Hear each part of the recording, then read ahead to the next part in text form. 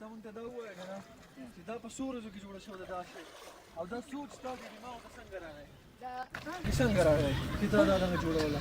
دا ما یو جوړه کړه خراب وه نه په لاوله کې تا چا سره لیدل وه که دا هسې ستا په دې ذهن کې راغلی چې یاره داسې یو شی جوړول غواړي او هغه ما یو جوړه کړ وه په هغې کې ډېر شی بوتلې وه او هغه د دې نه په سیز کې وړه وه که غټه وه هغه داسې د مزاحل په شان داسې اوږده وه نرۍ وه ښه بیا هغه وه چې په کوم طرف بیا د دې بوتلو دا سوچ ستا په ذهن کې څنګه راغی ما یې دې ته دا بوتلې وتړو د بوتل سوچ چې و دا ستا خپل دا سوچ مونږ په دې خوړ کې به مونږ کړ یو بوتل دا یو سر به تړلی دی بل دې ځای ته به یو بوتل دوه بوتل یو دې طرف دی یو دې طرف ته دلته به جالۍ والا راتلو باڼس ته هغه به ورسره هغو به دا راښکوله لومړی به د ځان هم جوړه کړم درې خرابې وې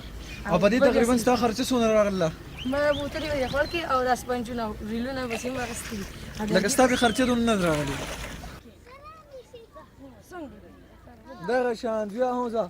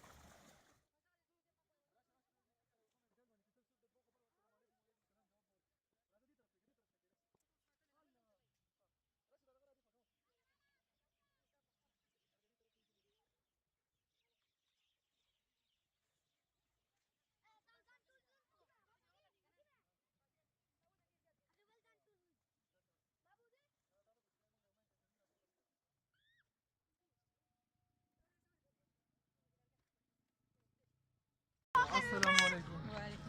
څنګه دی بچوړی ښه ټیک ټاک خبره خبر ستا نه څه نوم دی او ته د کوم ځای حکیم خان د ګړۍ کې حکیم خان ستا نه نوم دی او ته د ګړۍ کې دی ستا څنګه په ذهن کې راغی او د دې لکه څونه وخت وشو چې لکه دا ستا په ذهن کې راغلی میاشت وشوه دوه وشو او ډېر شی مې د دې ډېر شی په ګرمۍ کې ستا سوچ ته خپلې خبرې ځه بوتلې غوټه کړو یوه ګرمۍ کې مونږ په دې باندې کته ډن تکلیف وړلو لامبونه ورکړه هغه به یې د خېټې په واچولې به کته به لاړل ها ماشاءالله اوس چې تا دا شی جوړ کړی دی نو دا تقریبا څونه وزن برداشت کولی شي 50 کیلو که 80 کیلو که نه د وړو د حساب ووایه چې دا څو واړه زما سره شپږ واړه ستا سره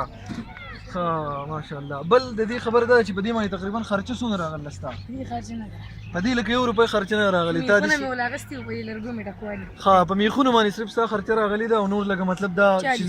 40 روپۍ په دې باندې ستا مکمل خرچه راغلی ده ها ماشاءالله دا د نور څه شیزونو دپاره ښه کیدی شي د چکر نه علاوه په دې کې لکه ته چې نور میان پکې ښه نیولی شي جال پې ویشتی شي جال پې ویشتی شي او چې لولي هلکان مطلب په دې کې تقریبا څو کسان نه ځي بره ګوره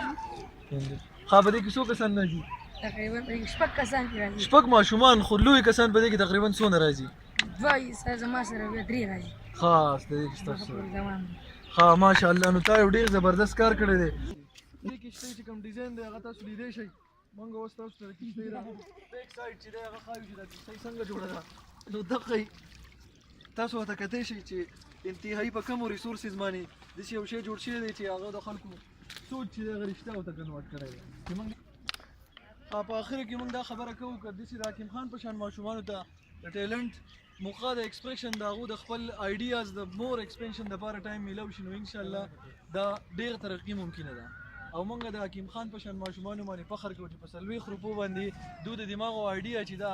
هغې له یو رښتیا شکل ورکړی دی او په کوره ټوټکو باندې چې مطلب پیپونه او سپنج چې راغونډ کړي د کور نه لوښي راغستي دي او دا چې کومه کښتۍ ده هم د چکر دپاره د ټوریزم دپاره استعمالېدی چې دغه شان کې د پاکستان په ټوریزم سیکټر کې ترقي وشي نو هغه چې دی په غټه سطح باندې کولی شي چې لږ روپۍ موږ انویسټ کړو د هغې نه ډېر غټ فایده موږ ته میلاویدی شي لکه څنګه چې د 40 روپو باندې هم پکې ماشومان چکر لګولی شي او هم پکې میان نیولی شي هم پکې کریډي نیولی شي